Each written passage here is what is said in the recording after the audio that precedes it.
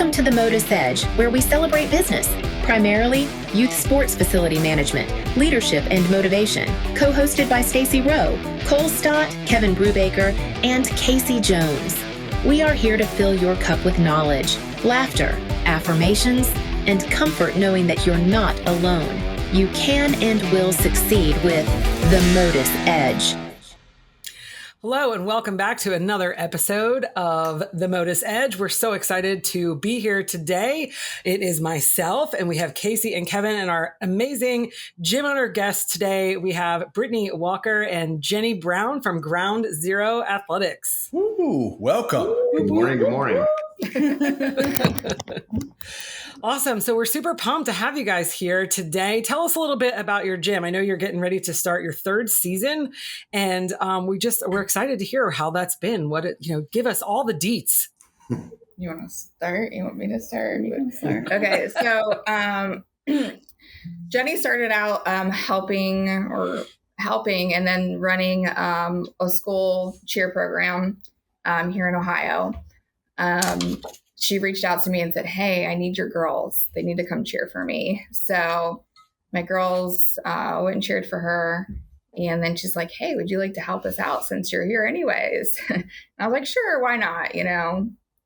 So I helped her coach two teams. A mini and was a youth school cheer team. Yeah. And then I was like, "Have you ever thought about All-Star? Like, I know we did it as kids.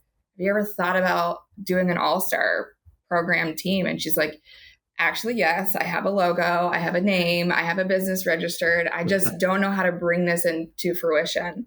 And I said, "I'm your person. Let's do this." So she really our next thought about season, after that, we started a prep team on the open score sheet. We rented space from other gyms. We were fairly successful. We were learning how to read the score sheet, how to max out. Like, it was just a growing year for us and our athletes. If we could take what we know now about routine, scoring, everything, because we did everything in-house, that team would have been way more successful scoring-wise than it was. Yeah.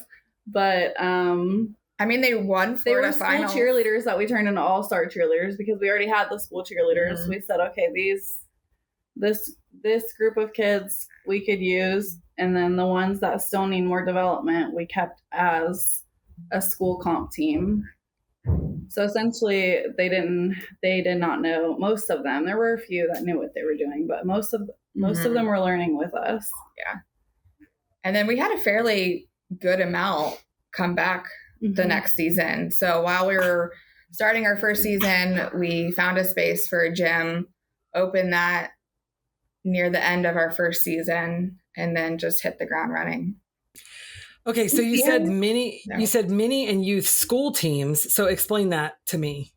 Oh, so like mini age would be like what? Like third grade or something? Well, I think we had 3 the first year because I think that's when Laurel's sister started. We did have 3 teams. We had like a third K grade. Through 2. No, it was young. It was like K through 2 or 3. And then 6th grade. And that must just be an Ohio thing. I'm not familiar with having school teams associated with the school at that age. That's what I'm asking. Yes.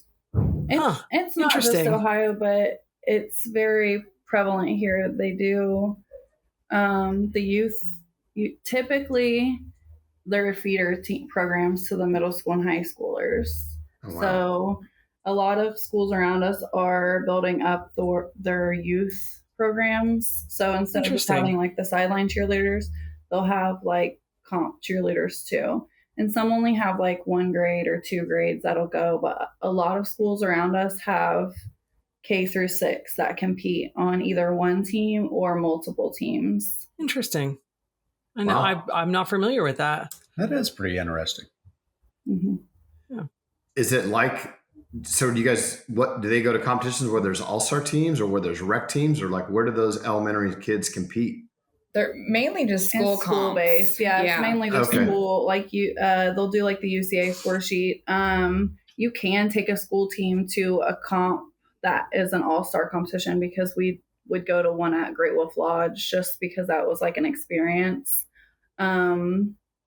But and they would have competition there because a few other schools would come too, but some all-star competitions where there's like a school team will pop up, they wouldn't have any competition. And then also we're seeing too, like a lot of school teams are welcoming in all-star teams to compete just for variety. So we're seeing that a lot here in Ohio. The local school where our gym is at, which is the school that we graduated from, they just built a new school and they just got the go ahead to do a competition. And the coach there because we're friends with her, wants us to compete, but we're just going to do an exhibition. Oh, wow.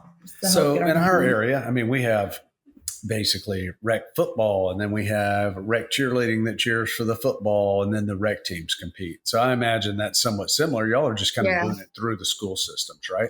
Yeah. No, it wasn't. So it's not through the school system, but they have the school name. Yeah. Gotcha. A lot of them don't have to get like approval from the AD like middle school and high schoolers do, or like the school doesn't transport them, the parents do. So it uses the school name, like the city name, but it's not run through school. Not until you get to middle school. Yeah. Gotcha. That makes sense. So when y'all started your gym, so what was that like, finding the space, paying rent, starting brand new program, hiring coaches, I'm assuming all the things. So what was that first year? What were the pros and cons of that first year? I mean, I feel like we were talking one day at one of the gyms because we rented space from two different gyms. Okay. One for the school team because the floor, I mean, it was just easier. And then we had to find a space that had lines and spaces on their floor already for the Ground Zero team. And we were sitting there one day and we're like, we can't grow. We're in a box. Like, we need to start trying to figure out a space, how much a space would cost, so that we have an idea of realistically what we need to do to grow and be able to get a space. And so we started just looking, and there was like a shopping center that's like mainly empty. So we looked at a few spaces in that, but the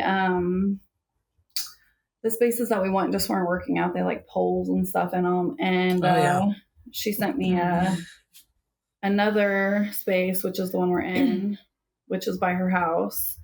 And she's like, look at this. And we came and looked at it. And I was like, you would never, ever guess that this space sits where it does, because it looks very small. Yeah. Then you walk in, you're like, holy cow. Like, I think we have 12,000 square feet. Yeah. And we didn't want to start that big, but we're glad we did, because now we've grown and had to like knock down walls. And well, did you say you started at 12,000 square feet? Yes. Wow. It's not whole. The gym space is like 6 or 8,000, but we just had to expand back into like what would be, we use it as a dance room, but when we first took over, it would look like maybe storage space. But it had the open ceiling and everything. Yeah. So we put more mats back there for our tiny and mini team, while the youth, junior, senior could have the big spring floor. So it worked out. And then down the hall, we're able to have a team room and an office and a preschool room and storage and front lobby. And so we were lucky to find this space. They're letting us grow and, increase rent as we go. So that's great. But we didn't have a business background. So we've learned all the things as we've gone. And it's pretty cool.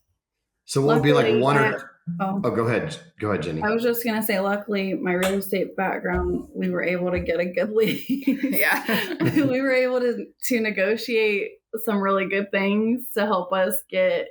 Otherwise, we wouldn't have been able to start as fast. I know. I remember, gosh, I mean, wow, we've looked for so many spaces over the years, just different gyms and different sizes in different cities. And I mean, finding a clear span building that doesn't have poles, or has poles, but has poles far enough apart that you can fit the floors in properly, having enough. I know this was one issue that we ran into. So we found a warehouse space that was perfect, but it didn't have HVAC. It didn't have heat or air.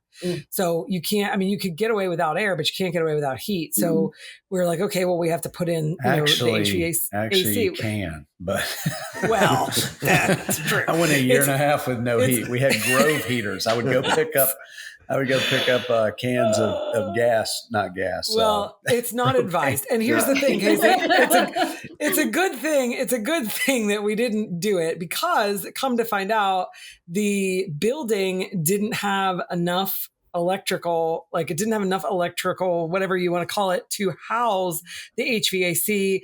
The long and the short of it is, had we moved into that building, it was going to end up being like $500,000 project to put central heating and air inside of the facility. And so anyway, I remember I'm having like a little bit of PTSD from all the building searches that we've done over the years. Then the heating and air would have blown the asbestos around. It would have been bad for the kids. I mean, I remember, okay, this is totally off topic, kind of, sort of, but talking about HVAC. So this is a funny story. So my first building way back in the day was, I want to say 4,200 square feet. So it was very small, and we needed like every square inch of floor space. And when they built the building and we were moving in, they had the units, the HVAC units on the floor, which cut into the floor space and took up space. So I went to the landlord and I'm like, look, these can't be here. Is there any way that we can move them like into the ceiling? Like, at least, we couldn't throw baskets in that part of the facility, but like, at least they're not on the floor, right? We could tumble and we could do all the other things that we need to do. So they lifted them up. Well, I was in there one night at like 2:00 in the morning doing choreography with my coworker at the time. And I was facing a mirror, and behind me is the HVAC unit on the wall up in the ceiling. And apparently they were propane, I guess, or gas. And the gas was puddling up in the bottom of the HVAC unit. We didn't know it.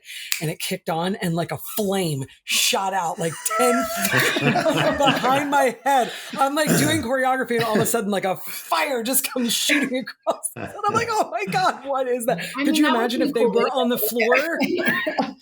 I mean, that would have been, you could have been like, hey guys, look, we got pyro here.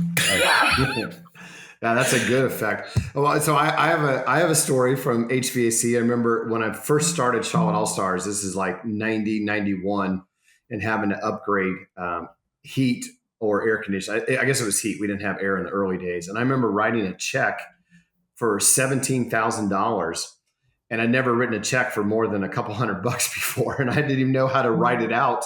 I mean, I've never written 17,000, and I had to really think about it for a minute as I'm writing my first check that was more than something.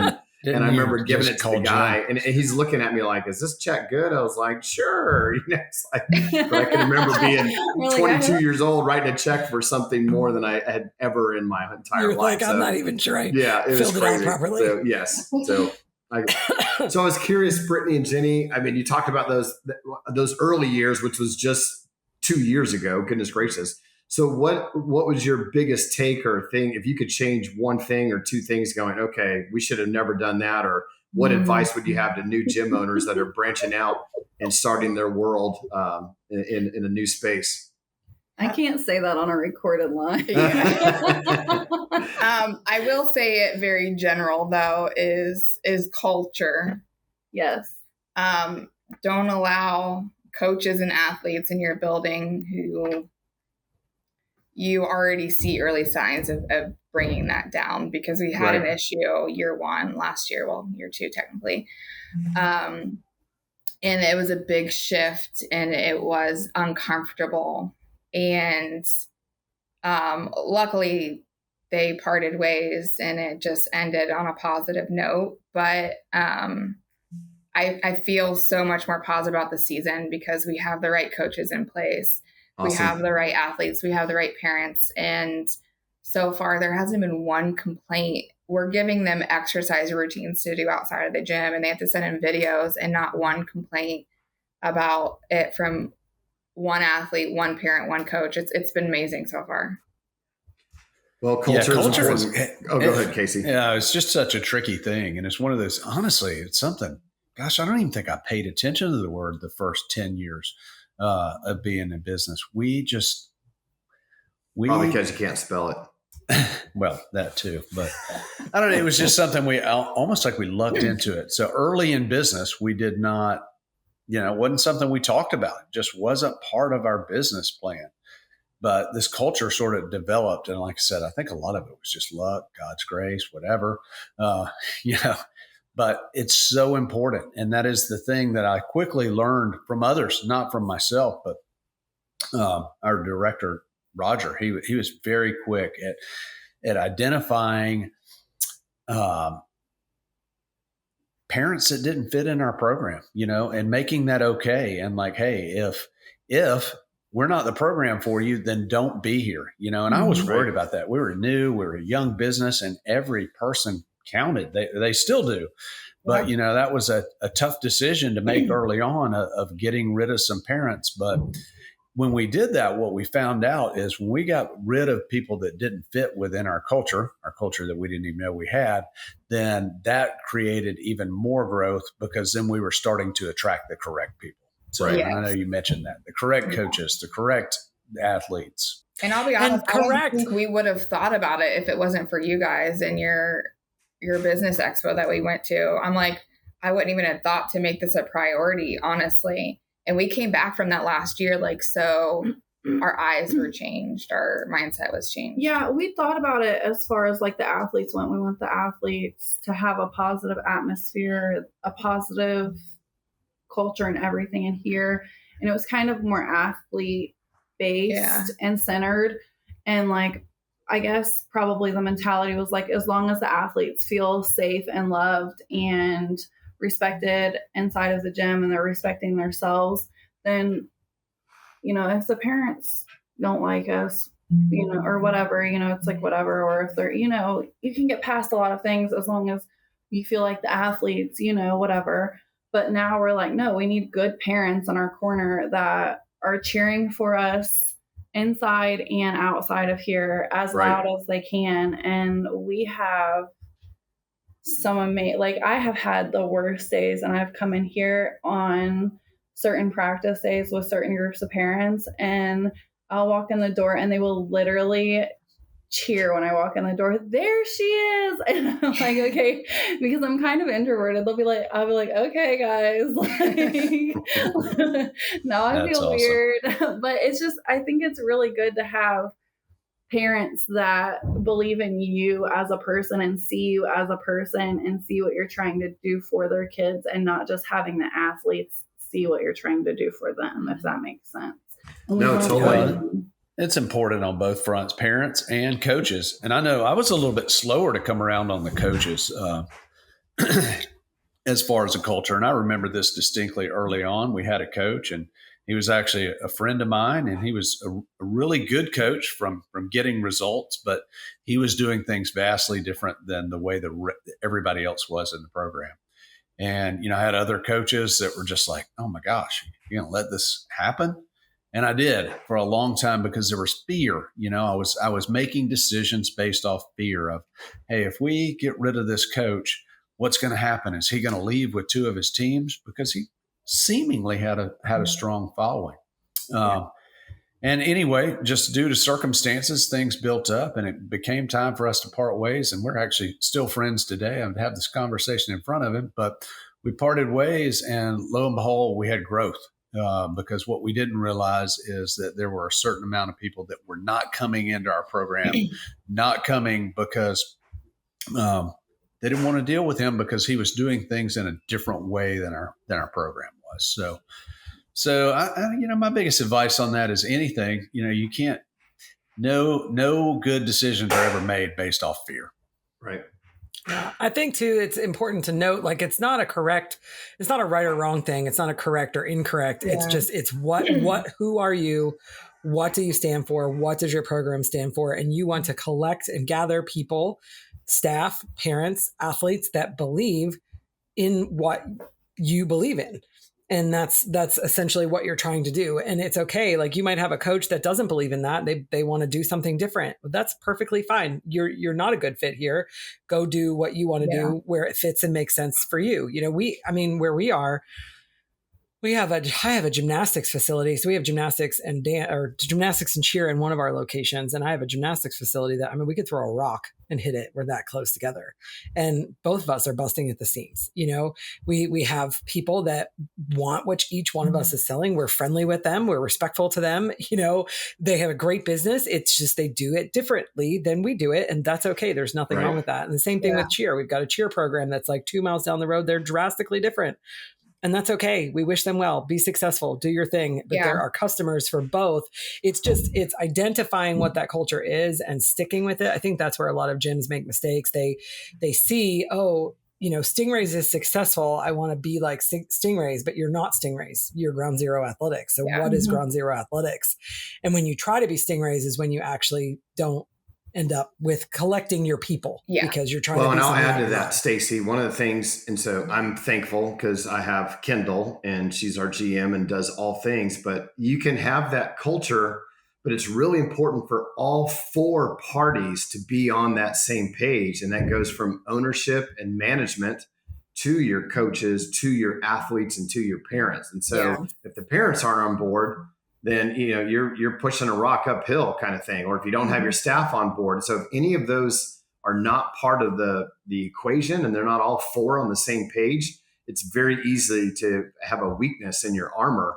And it can be effective, and so, I can want whatever I want. And if Kendall and I are on the same page, that's great.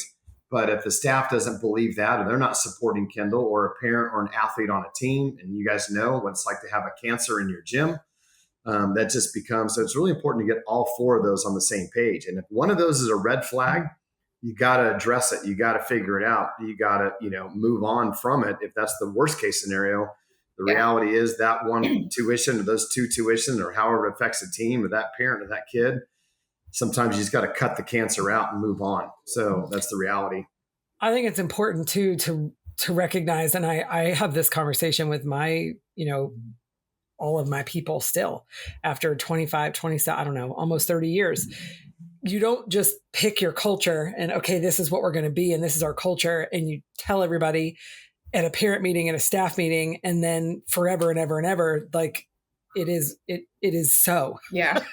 You have to continue talking about it. You have to continue, like weaving it in the fabric of your business, continue constantly, like all the time, every opportunity that you get. And it's not just what you say and what you write, it's in your actions as well. And, like Casey said, when you have a staff member, you might say, hey, this is our culture and this is what we're doing. Then you have this one coach over here that's just kind of beating to their own drum. People will tolerate that for a period of time. Mm-hmm. But how long is Casey going to let it go before he says, hey, you know what, this is not, and that's his action. That's, that's showing like, well, he's going to ignore it. And once you start like doing things like that, where you ignore, which Casey's not going to ignore, he's going to let him go. I didn't mean that to come out that way. But it's a lot shorter now than it used to be. right. But that's the thing, right? Because you let it go on. You don't want to be mean. You don't want to hurt somebody's feelings. You're afraid, like you said, Casey, of fear, like what's going to happen? Are they going to leave? But it's, taking that action and not taking action, whatever action you choose to take, people are watching. And so I think oftentimes a lot of people, I don't know, I have had this conversation. I just had this conversation a million times with my people that I'm trying to train and teach to be leaders. It's like, especially with coaches and staff, you got 30 staff members on staff and you got one bad apple. The other 29 people are watching and seeing what's happening with this bad apple. And you are focused on the difficult conversation that you're going to have with the bad apple instead of the precedent that you're setting for the other 29 people in the, in the building. Yeah, and if you shift your focus to the other 29 people, it becomes a lot easier to have the conversation with the one bad apple. You nailed it right there. Fruit. Yeah. If you put a piece of rotten fruit in a bowl with perfectly healthy fruit, it does not take long for it all to rot. Casey, we're going to have to let you go. Rotten fruit, Casey, between me and Stacy and Cole. Oh man, couldn't hit it better. Send me my severance package and I'll let you know. No, I think Stacy, you just said something that, I spent a lot of time early on in this business chasing the people that didn't necessarily want what I had to offer, and I spent more time and energy trying to figure out, following that person out in the parking lot who was ready to leave and begging them to stay for a little bit longer just to follow them out a couple of weeks later, as opposed to spending that time with the people that chose to be there, to include the coaches, So I think that's an excellent reminder for all of us, focus on the people that want to be part of what you're selling. Focus on the people that want to be part of your program, that believe in what you're doing. And those that don't, that's okay. Let them go and do something elsewhere. And heck, they may come back. So pretty good True. Message there. We don't know what we don't know. Brinti and Jenni, you guys mentioned man, if we'd have known that in first year, how great that team could have been. But what you just described there is, I think, our most valuable asset, which is experience, Yeah. And that is literally the only way you get it is by getting it. Right. We can share, and we all do that. And we listen to people with different experiences and we try to learn from them. But you truly, the best experience gained is what you actually live and go through on your own. So really quick, tell us, so you started your first year renting space out of facilities. You had a couple teams. Now you're entering into season 3. You've got your own facility. And what does your program look like now? So we have 5 full season competitive teams. We'll have a half season prep team. We have recreational tumbling classes. We did start recreational gymnastics as well. We also built a dance studio for a dance company to have their home here and offer dance classes, since that's not our forte, but now we can offer it through a different company, within our home. So that's where we're at now. And we have 3 schools that tumble here. Yeah. We do tumbling classes for 3 local school teams as well. Very cool. So moving in the right direction, clearly. Yeah. For sure. That's awesome. Kevin, why don't you tell us a little bit about the CX brands? Let's do it. So CX brands is the Cheer Expo and Cheer X and Excite and Excel championships. And so we offer 16 events nationwide, literally from Southern California to Vegas to Houston and Dallas, all through the Midwest, the Southeast, and up Northeast to Hartford, Connecticut. So we have an end of the year event in Myrtle Beach, South Carolina, April 17th, 18th, and 19th. We'd love for you to come party with us in Myrtle Beach. Did you know Myrtle Beach has 19 million visitors every year? It's the number 1 beach in North America. Just a little trivia for you. You're one of them. I am. I do. I love it. I have been a couple times this summer and I'll go again. So I'm not scared. So anyway, our event is there in April.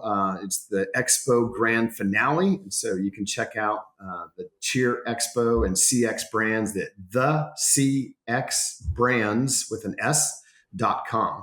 And so we're also affiliated with the Prime Alliance with 6 other event producers. And we're doing an end of the year event in Fort Lauderdale, Florida, May 8th, 9th, and 10th. It is Mother's Day weekend. And so that website is theprimealliance.com. That's www.theprimealliance.com. We have 70 competitions with those 6 event producers all over the country. You can get discounts if you're a Modus member. So check out CX Brands and the Prime Alliance. Yeah, we attended Columbus. Yes. This past season. It was fantastic. Fantastic. Yay. Because of Casey at the door or because of me? Just the flow of the whole competition was just amazing. The awards were great. The food was amazing for us. Yes. Our youth team actually got their 3rd grand champs there. Yep. Oh, cool. Wait, should they have? What? Should they have won it? Yeah. Okay, great. I love that. That's awesome. Of course they should have. They're little hard workers. That's awesome. So, yeah, we're glad you guys came. We hope you come back. And so that Columbus event turned out to be really amazing because the date was so good and people had not really competed in the middle of April, but it was such a good warm up for Worlds or even All-Star Worlds or Summit or the One or D2 Summit or whatever end of the year they were going to. Or we had a lot of teams in their season with prep or novice teams because we offer the 2-day format. It was pretty awesome. So that was a good event. I would say the best part of that event was the feedback from judges. Oh, yeah. We had stuff that was noted on our score sheet that we have not heard all season. Mm-hmm. And we were able to make positive changes before we went into the 1 and D2 summit. So we made changes with youth after day 1. Yeah, we did. Based on the feedback. And they weren't scored the first day. It was just feedback. Right. And so we made changes like in the hallway before warm-ups based on those. Mm-hmm. I mean, we re-choreographed a whole new opening based on the feedback. Wow. Yeah. Oh, wow. And with the youth which was kids, amazing because we hadn't heard any of that. Like, it's too insane. You know what I mean? Like, and then all the teams across the board, we got really good positive feedback. And I told Brittany, I said, this is amazing. We haven't heard. Usually it's just like, this is what you're doing wrong, and not, oh, we like this, or maybe I love that you're sharing that, because we have meetings all the time kind of talking about what we're building and what we're trying to do. And one of my things I always say is, I want programs to come and I want teams to feel like they are getting better because they're coming to our events. And so that speaks to that. So that makes me really happy. Yeah. Hearing like, hey, you should consider doing this. It was like, oh yeah, actually we should. And so it was good feedback. And the youth opening, for example, was, they all did the same motion, did the same thing. Yeah. And they said, add levels, maybe, do this, do that. So, and then like their tumbling section, that it didn't say like, do this. It said, would love to see like a directional change. This, and this. So we're like, these girls can do it. We've got this. We're changing this today, because if we don't, and it's the same judges tomorrow, they're not going to like it. And then we're not going to get that grand champ banner, which is what we came for. Yeah. Wow, that's cool. That's great. We need to share that. Make sure we share that with CJ and Tina. Both. We have 2 awesome judge people, and they get awesome judges, good pick. I'm proud to say we pay our judges more than normal, and we give them better travel and better hotel and food situations. So we get some really good ones to judge for us every year. So it's pretty awesome, but we will pass that along to CJ and Tina. They really do a great job of who they pick. So that's the first time someone said something about judges on our podcast. So that's great. Yeah. I appreciate that. Thank you. So I have a dad joke. Can I go? Yeah, you can do it. So what do you call a fake noodle? What is it? What do you call it? A fake noodle. Oh, I know this, but I'm not going to ruin it for you. Okay. And impasta. That's pretty funny. I know Stacy's Italian. She loves noodles. So good stuff. So I like that. I do love noodles. I used to make homemade pasta with my mom every Sunday when I was a little girl. My toxic trait is wanting to try it, but I'm ADHD, so halfway through I'd get bored and be like, ugh, and then rush it. I have good fond memories. And I have to say, I'm really proud of myself. So for Father's Day, my husband asked me to make my homemade meatballs.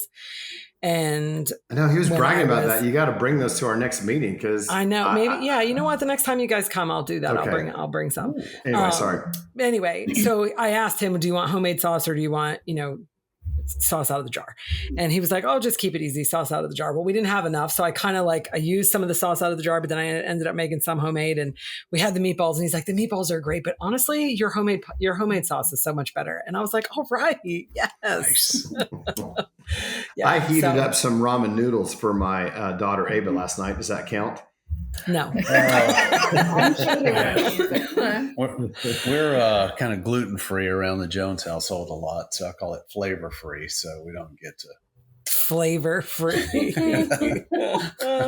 Half their family's climbing mountains, so they can't do pasta anymore. Goodness gracious. Right. So, or half of them have gut issues. I think that's actually the case. So yeah, I don't fall into that half. I can eat anything. So that is a true statement.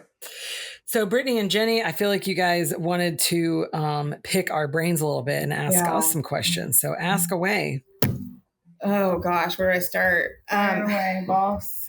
And to be clear for the listeners, we don't have an advanced list of these questions. Yes. So we're hearing them at the same time as you are. So Kevin will be making it up as he goes, just like normal. So I guess my big question is, how do we grow not only in numbers, but skill wise, without having those higher level athletes in our building, I know you want the right coaches in place to train them to that level, but is there any way to attract higher level athletes as a small program? Is there any advice on that? Don't. Did you say don't? Don't. He did. He summed up his advice in one word. Yeah. Don't. Yeah. I mean, that's the thing of like, I don't know that you want that. I don't, because here's the thing that I think, to me, the best person to attract to your business is someone that doesn't cheer. So I think that oftentimes in the cheerleading business, people are out there, how do I attract cheerleaders? Well, cheerleaders already know about you. Like they know about you because they're cheerleaders. They know about your business. They've already made a choice. And it may be you or it may be something else, but they know this. So how about that person who's not a cheerleader? How do I attract them and then make them a cheerleader? And then over time, they're going to get those skills, and I get it. We all live in this instant world of, man, I can order this and it's on my porch that afternoon. Sometimes I can DoorDash, I can do all this, but you don't teach double fulls overnight. And the thing is, when you attract someone with those level of skills, they're going to come in with an expectation. And sometimes it's tough to meet that expectation. Right. So like I said, not that you don't want to attract all athletes and all types, but I certainly wouldn't put my focus on those higher levels.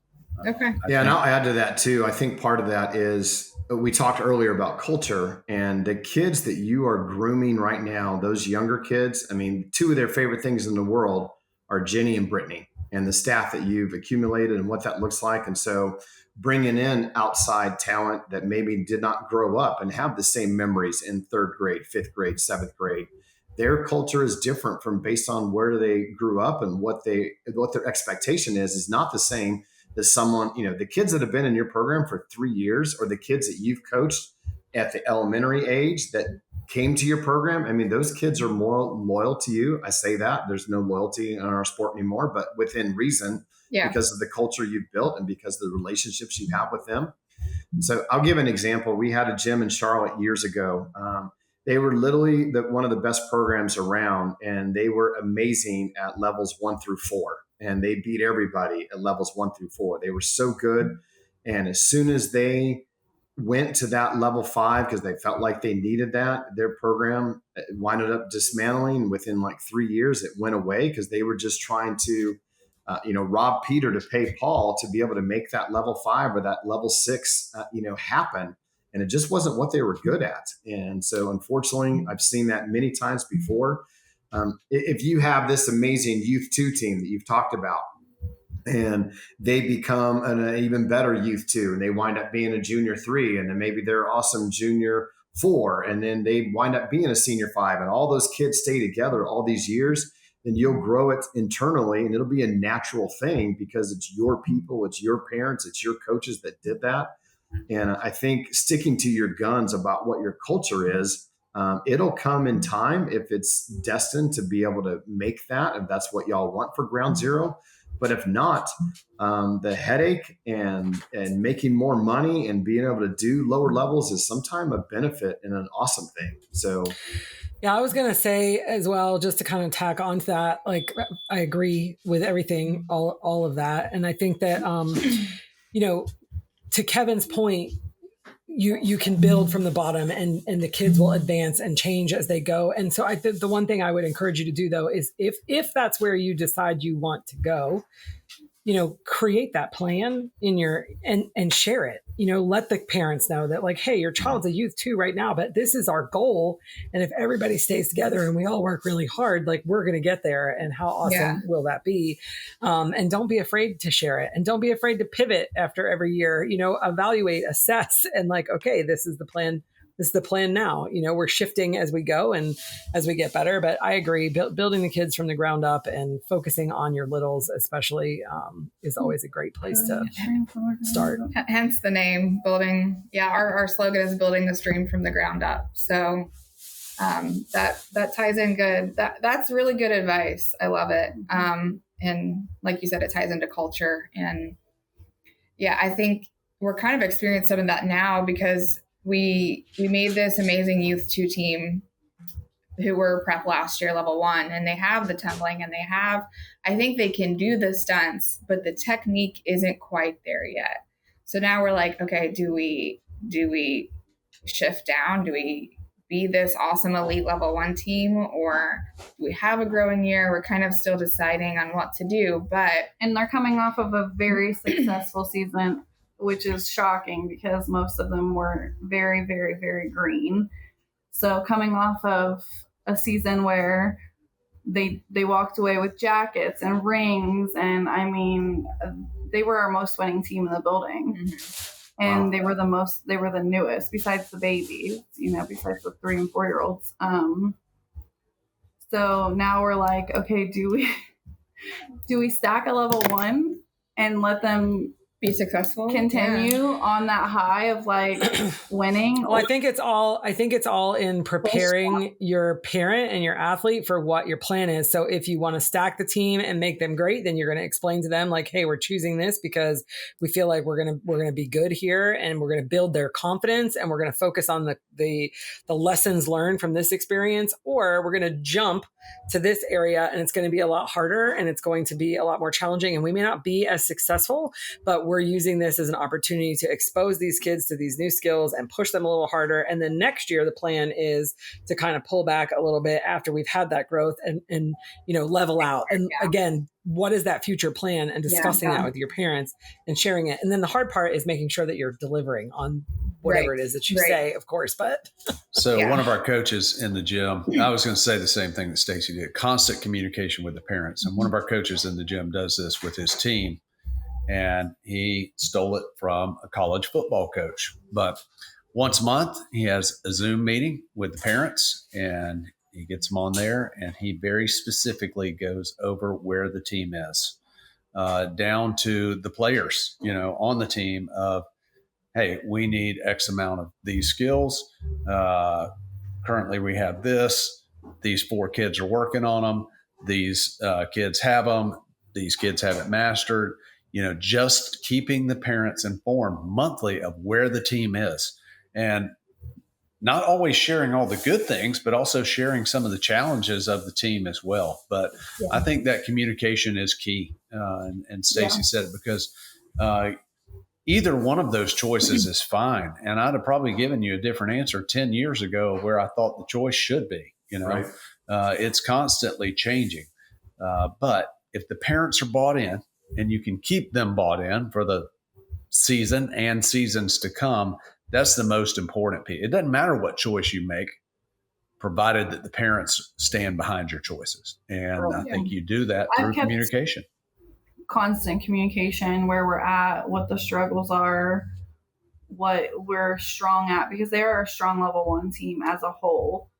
And kind of told the parents in a few weeks we'll regroup, but we're going to keep working 1 and 2 skills, tumbling, stunting, all the things.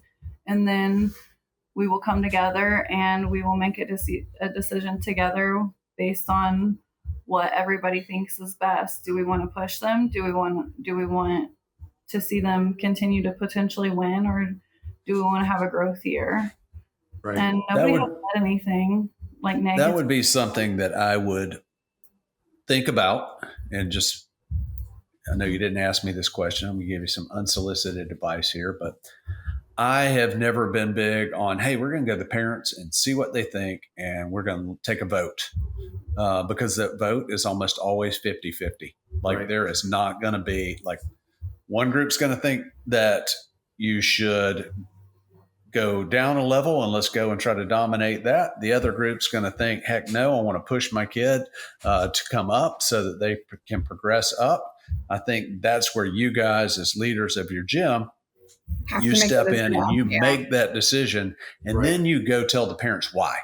You want the parents involved in that. So it's not like their opinion doesn't matter. So gather their opinions and hear what, then you guys make that decision. And hey guys, here's our decision and here's why. Yeah, I think that's great advice. Yeah. I like that. What other questions do you have for us? I have one. Do you have one? No, go ahead. How do you retain athletes once they get to high school? That's where that's where our biggest drop off is. No matter skill or anything, it seems like around 15, 16, they just, and I know a lot of it is social based, but they just, we're like, Well, I have a saying. That you can't make a happy kid leave your gym.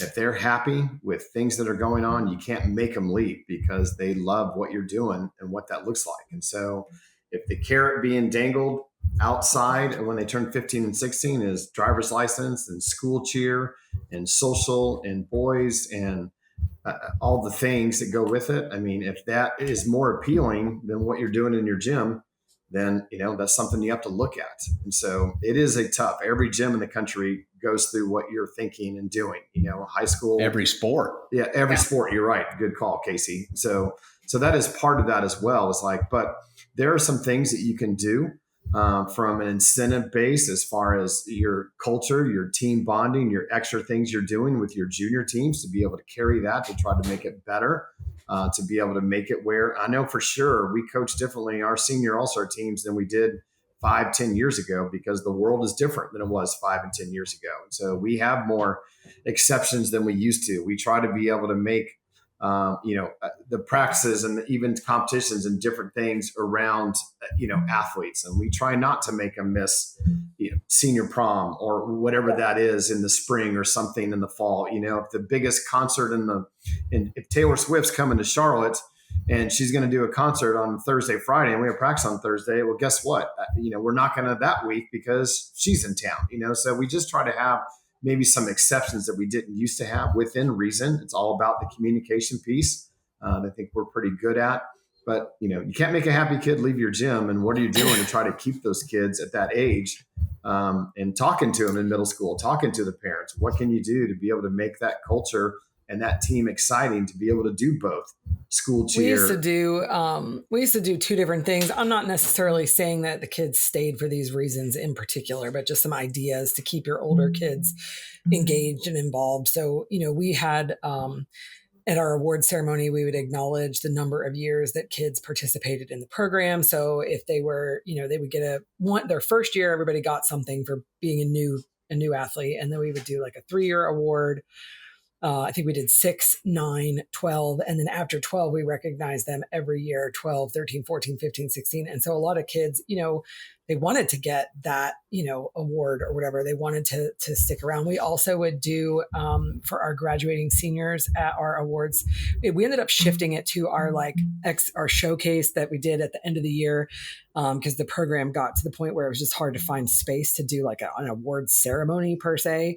But anyway, we would acknowledge and recognize all of our seniors, so our graduating seniors, and we would get pictures from their parents of them as kids, and we would play a video of like all their baby pictures, and then it would end with like their most recent like cheerleading picture at the gym. And so a lot of the senior kids when they were graduating really looked forward to that, and they wanted to, kids would talk about like, I can't wait, I'm a senior, like I can't wait to have that moment, and we would do it at the showcase in front of everybody that was there, watching. We also offered senior scholarships.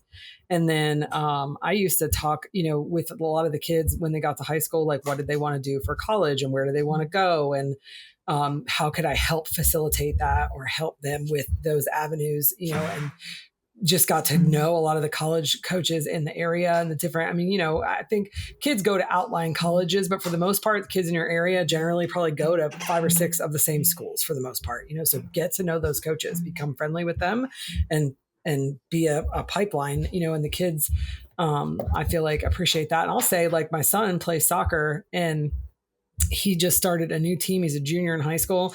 And at the very first tryout, he came home and was like, Mom, they were already talking to me about college and all the things that you and Dad and I were like, have been saying, like they were talking about it. I was like, great, thank you. So I think that's something that can be helpful too. Man, this is my opportunity to get on my soapbox here because I have a couple things here for you guys because I think this is really important. But I'm going to start with this, my little soapbox piece here. I think that All-Star Cheerleading has made this a challenge, and I think they've made it a challenge with the age grid. And it's an unintended consequences of trying to make the age grid inclusive, so oftentimes for smaller programs. Yeah. But the reality is kids want to hang out with their friends. Right. I want to hang out with my friends, and my friends are typically in the same age group. So a lot of times we've mixed up the ages of these teams.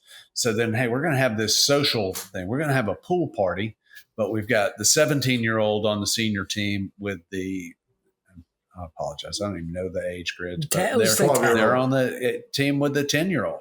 Right. And they all show up for the pool party, and they don't have anything in common because the 10-year-old is at a different level socially than the older kid. So that's made it a challenge, and that's sometimes what we're battling, because kids want to be with their friends. Right. So oftentimes can't do anything about the age grid, but things that Kevin spoke about, like it is not uncommon for our coaches to move a practice due to a Taylor Swift coming to town or a popular group coming to town, and like, hey, let's let these kids go and do this, because I think this is one thing that I really like to be loud and clear on. We want All-Star Cheer to be a part of their life. We do not want All-Star Cheer to be their life. Yeah. So that's a huge thing. That is a good one, Casey. That is a good one. Once every couple of years. I don't know if I've ever given Casey a compliment before. That was like the best thing he's ever said. But that's a huge thing we talk about in our program, because if it's the only thing they can do, then they only have one choice, and that's the thing. I want kids to be able to, we're going to talk about that tonight in a staff meeting, actually, because we want kids to be able to do other things other than just All-Star Cheer.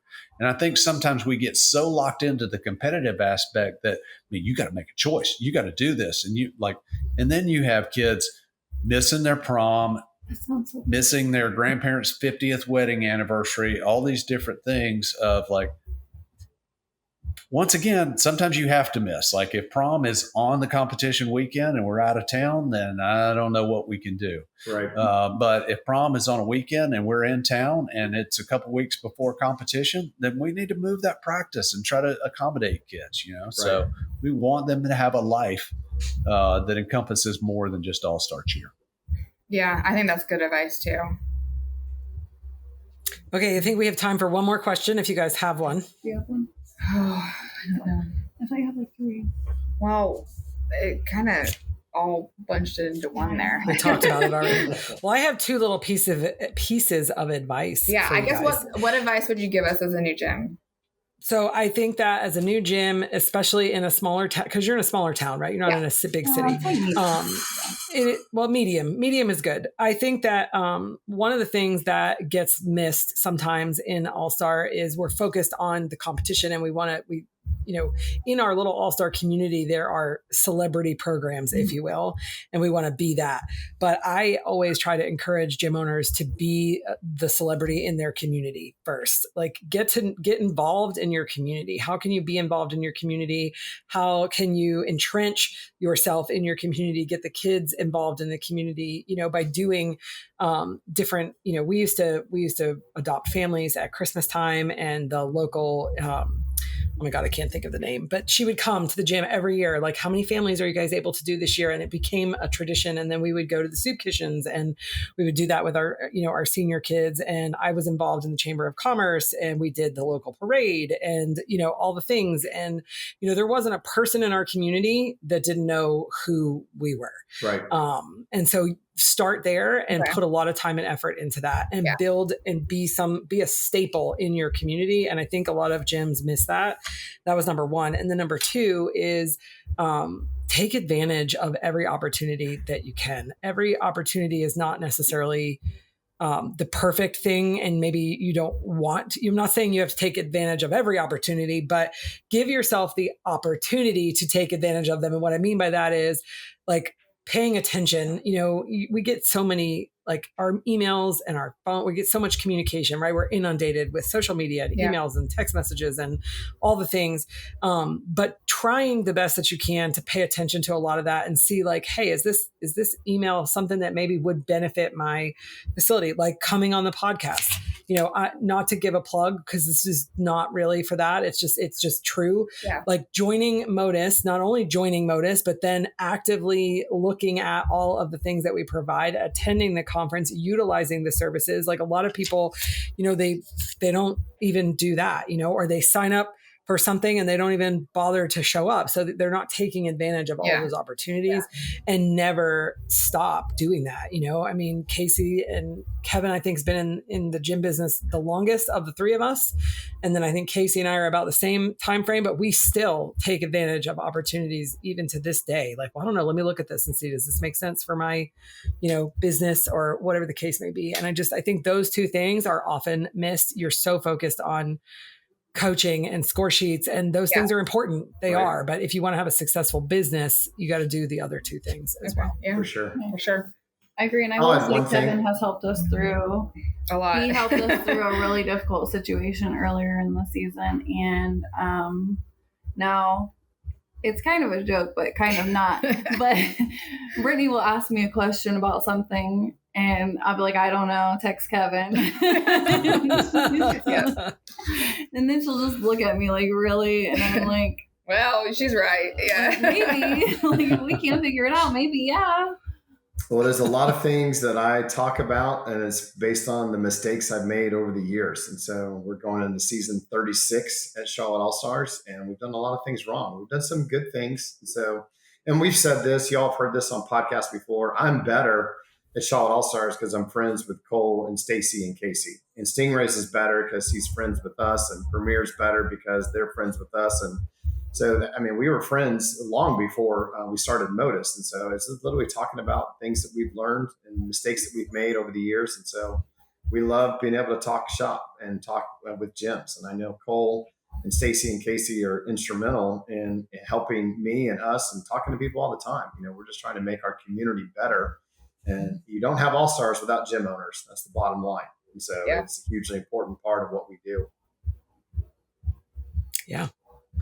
Awesome. Well, Casey, you want to take us away? Yeah, let's do it. So first of all, thank you guys for coming on and asking the questions. Kevin's right. We always do love to talk shop. A couple of days a week, he and I are usually on the phone around 11 o'clock at night, talking about building a new building or talking about different all-star things. So just, that willingness to always learn and willingness to always reach out and ask for help, I think are huge. I commend you guys for that because that's something that's near and dear to me. I've been doing this a long time, but I'm not there. Like there's more to come. Like there's more that we can do. There's always things that we can do better. And I like to share this one piece because I used to, in the early days of cheerleading, I would go around to all these different gyms doing choreography. Mind you, it wasn't very good choreography, but I went to a lot. And every time I went into a gym, I would have the mindset of what can I do? What can I pick out that they do better at this gym than I do at mine? And sometimes it was hard to find. It may be where they put the Coke machine, but I was always looking for that and always looking for, to be able to grow. And I came across a lot of wonderful resources. Yeah. So speaking of wonderful resources, let me tell you guys a little bit about Modus. Modus is a community of gym owners working together to help each other grow. As a member of Modus, you get access to our Gym Owners Vault, which includes templates for every aspect of your business. We continue to add new resources constantly. In addition, you are added to the private VIP Owners Facebook group, as well as the opportunity to join monthly webinars geared towards gym owners. You also receive amazing discounts from our Prime Alliance event producers, the Cheer Expo, Choice Events, All Out Brands, All Day Cheerleading, and American Spirit Championships, and our awesome affiliates Infinity, Cheer Sounds, Bookshop Fundraising, and more. As a member, the Modus Business Expo Conference, September 28th through 30th in Nashville, Tennessee, is included in your membership. Woo-hoo. It's an awesome business conference with 2 days of business development, leadership, and growth. The Business Expo is designed specifically with gym owners in mind. This year, we're excited to announce we're hosting the Pioneers of All-Star book launch to celebrate the pioneers in the book written by our favorite author, Miss Stacy Rowe, or S.R. Fabrico. It's her famous name. Anyway, join the movement today at www.joinmodus.com. That is www.joinmotus.com. And I think you guys are already signed up, right, for this year's conference. I believe I saw y'all on the list. Yep, we will be there. That's exciting. It's going to be great. We've got a lot of great speakers lined up this year. I'm looking forward to it. And we are, let me do some quick math in my head, 10 times more registrations than this time last year. Love that. Oh, wow. Yeah. It truly is great. So, now, I didn't look at the location. Is it the same location as last year? It's in Nashville, but it's at the AC Hotel instead of, were we at the Renaissance? Where were we last year? Was it the Renaissance? I can't remember. I don't remember either, look a little, like one more block away from Broadway or something. So.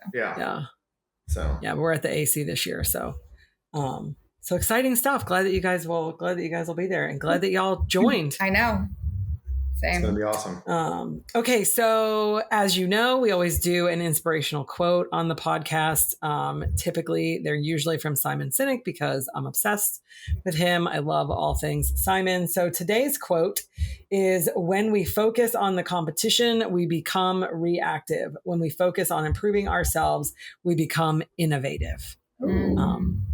So what do we think? Let's unpack it. That's a good one. That is a good one. Because you have to react to what other people are doing. But if you're just focused on within, you can get new ideas. And I feel like we're doing some of that this year. Yeah. I do. We have our returning senior athletes were level 2 this year, but based on where they're at with who stayed tumbling wise, they're going to be a senior 1. But they hit the ground running the very first practice. They nailed every elite stunt we threw at them because they, it was a step down for them, but they nailed it. And we're like, okay, let's choreograph this ourselves. And so we hit the ground running in 2 weeks. We have a roadmap and 8 count sheets going. That's awesome. Just another manic Monday. Yeah. I always kind of like to think of it as like not blinders, like in business, you don't want to have blinders on. You need to be aware of what's going on around you, but you want to have like a partition, like a see-through, a see-through where you're focused on your lane, but you are aware of what's happening. So I think it's important. I like this quote. I chose it because I knew that you guys were, new, and it's easy to get caught up in what everybody else is doing. But I think that when you spend most of your time focusing on what your path is and what your plans are and what you are doing, you'll end up being more successful in the long run. I think that's very fitting for today's topic. For sure. You said it earlier, nobody does Spirit of Texas better than Spirit of Texas. So if I set out to be Spirit of Texas, at very best, I'm going to be second best, so that's the thing of focusing on yourselves, focus on your gym. Obviously, you've got to pay attention to the industry and what's going on around you. But the reality is you don't control any of those other things. So while we focus on them, the main impact that you have is within your own 4 walls because you completely control that. So that's where your focus should be. It's kind of like I talked about earlier in the podcast. The parent or the athlete that leaves your gym and goes outside the 4 walls, you no longer have any influence over that. And we often chase those things that we don't have influence over. Yeah. Awesome. Well, thank you guys so much for coming on today and joining us on the Modus Edge. We were so happy to have you here. To our listeners, be sure to follow us on YouTube at the Modus Edge, or follow us on Instagram, Facebook, and X at Join Modus. And wherever you listen to your podcast, give us a like or a shout out. We love comments and reviews on the podcast. If you like what we're doing and you want to hear more, let us know. And hey, if you're a gym, join the movement and sign up for Modus today. Thank you all for listening. We're excited for you to have the Modus Edge. Thank you for listening to the Modus Edge. We hope you had a blast. Join us next week for more on business, leadership, and motivation. Subscribe and follow the show where you get your podcasts. Subscribe to our newsletter at joinmodus.com. The Modus Edge podcast is produced by ClantonCreative.com.